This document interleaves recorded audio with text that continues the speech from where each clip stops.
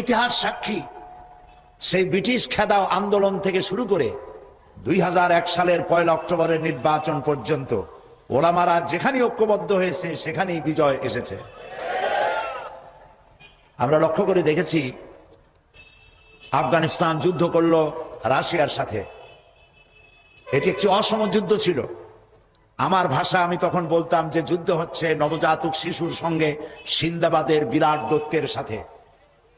ওদের মডার্ন অস্ত্রপাতি আর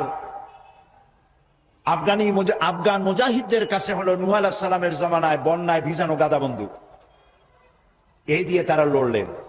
সেই লড়াইয়ে দেখা গেল রাশিয়ার মতো বিশাল দত্ত কুপকাত হয়ে গেল, আর আল্লাহ তাআলা আফগান মুজাহিদিনদেরকে জিতিয়ে দিলেন।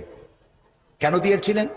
কারণ যুদ্ধ যখন লাগলো তখন সবাই পালানো শুরু করলো। ওই দেশটা জঙ্গল আর পাহাড় দিয়ে ভরা, সব পাহাড়ে জঙ্গলে সব পালাতে শুরু করলো। পালায় গিয়ে দেখলো ওলামারা সব এক জায়গায় এসে গেছে। ওই সব ওলামা যারা একজন আর একজনকে দেখতে পারে না, দেখলেই রুমাল দিয়ে মুখ ঢাকে, সালাম দিলে জবাব দেয় না। ফতোয়া দিয়েছিল সে কাফের 5 কারণে, উনি কাফের 3 কারণে, আর উনি কাফের 17 কারণে। এদেরকে যারা কাফের না মনে করে তারাও কাফের।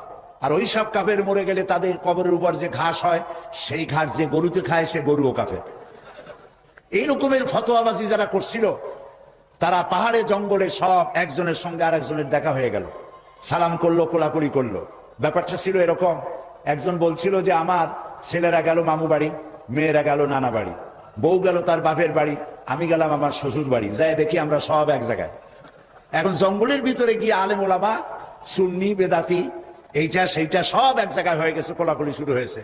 বললো যদি এই কোলাকুলি আগে করতাম তাহলে তো রাশিয়ার ভূত আমাদের ঘাড়ে চড়তে পারতো না। সুতরাং 9 বছর যুদ্ধ চললো। এই 9 বছরের অসম যুদ্ধে ওলামাদের ঐক্যের কারণেই আল্লাহ পাক আফগানের মুসলমানদেরকে ইসলামী রাষ্ট্র প্রতিষ্ঠার সুযোগ করে দিয়েছিলেন। আবার যে পতন ঘটলো, তাও মুজাহিদ আলেমদের মধ্যে যখন তাফরিকার সৃষ্টি হলো, ইখতিলাফ তৈরি হলো, একে অপরকে সন্দেহ করলো, দেখতে পারলো না, ভালো লাগলো না, সালাম কালাম করলো না, আবার কপাল পুড়লো, আবার বুশ এসে এদের হুশ নষ্ট করে দিল। আফগান আবার চলে গেল আরেকজনের দখলে। ঠিক এমনি করে ইরানের মুসলমানেরা, তাদের সাথে আমাদের আকীদার অনেক বেশকম আছে, কিন্তু তারা যখন ঐক্যবদ্ধ হলো, ইরানের ওলামারা আয়াতুল্লাহরা যখন ঐক্যবদ্ধ হলেন, তখন আমেরিকার মতো বিরাট পরাশক্তিকে তারা পদানত করে ইসলামী রাষ্ট্র, তাদের ভাষায় তারা ইসলামী রাষ্ট্র প্রতিষ্ঠা করতে সক্ষম হয়েছে এবং আমেরিকাকে পদানত করেছে। এখানে আয়াতুল্লাহ খমিনীর একটি কথা আমার মনে পড়ে, কি সাহস তার! ইমান আকীদা যাই থাকুক, আকীদার প্রশ্নে আমরা আপোস করব না, কিন্তু এই কথাটা তো বলতেই পারি। যখন আমেরিকা তাকে বলেছিল যে আমার দূতাবাস থেকে যে 56 জনকে গ্রেফতার করা হয়েছে আমেরিকান, এদেরকে ছেড়ে দাও, তা না হলে তোমার খাদ্য রসদ আমেরিকা থেকে যত সাহায্য যায় সব বন্ধ করে দেওয়া হবে। আয়াতুল্লাহ খমেনি জবাব দিয়েছিলেন আমেরিকান প্রেসিডেন্টকে, তুমি কারে খাবারের ভয় দেখাও?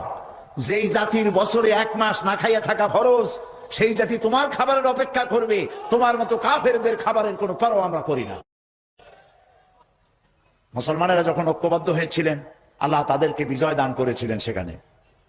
ঠিক এমনি করে পাকিস্তানে যখন সর্বশ্রেণীর ওলামায়ে কেরাম মুত্তাহিদায়ে আমল, মজলিস মুত্তাহিদায়ে আমল এ নাম করে যখন একটি সংগঠন কায়েম করলো, সমস্ত ফিরকার মাকতুবায়ে খেয়ালে সমস্ত আলেমরা যখন ঐক্যবদ্ধ হলো, পৃথিবীকে অবাক করে দিয়ে ইসলামী শক্তি সেখানে বিজয় লাভ করলো।